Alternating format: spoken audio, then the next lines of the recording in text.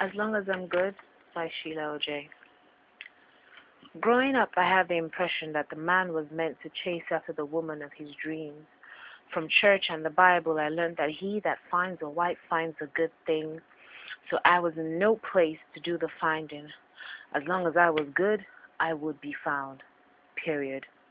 My mother would tell me stories of how my dad came after her, pampered her like a princess, and provided for her from a relationship till marriage.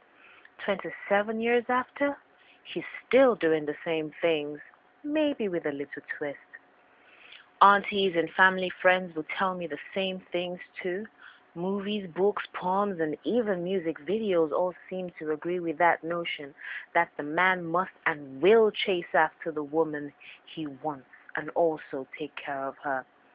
And according to Onyeka and King Sunny Ade's hit song, if you love me, you go wait for me. So, years later, I entered the field with these ideas and notions that the man would chase me, woo me, and wait for me. Not to forget the pampering like a queen, because I would be his African queen. And while I waited to be wooed, I began to hear things like, go after what you want to. So men are shy, so you need to show them you care and pamper them like kings. Shine your eye, oh. Men are scarce in the market. PhDK. Don't achieve too much before you intimidate all the men away. And believe me, I got confused. Do I continue to wait, or do I follow the new rules of the game? Everyone's following the new rules, and it's working for them. They've had lasting relationships without questioning the quality of the relationship or happiness. I mean, they lasted for as long as a year, and I just kept on waiting. Then I told myself, looks like the rules from the previous generation is not working for me, and I decided to try the new rules of the chase. It was pretty straightforward to understand. Mathematically, it was 1M, M being the man, 0S, S being standards, XR, R being relationship, and X being the constant ranging from 0 to 1. At this point, I listened to extra rules like, don't talk about your plans and dreams, you could scare him away. Like everything he likes, including football and video games. If you want him to stay, you know what to do. Try not to get upset with him when he does something wrong in your first 3 months. Be subtle. You only show your true colors after marriage. At first I thought, okay, I got this.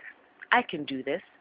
But what they never told me was in the process of lowering my standards and doing the chasing instead of the waiting, I would come across the same men whom I believed created those rules in their favor. Men who would take advantage of the lowered standards and in turn take advantage of me. Men whom I would invest my time, money, and emotions in the name of making it work. Men that got all wifely privileges. After all, I was meant to show what a good wife I would be, but he had no right to show me what a good husband he would be to me. Men who would make me be so committed, but I could not ask for commitment because if I did, he would not be committed. Men who would make me excited that I had a fragment 0.01% of a relationship, and the remainder of the relationship waited in a section called One Day It Go Better.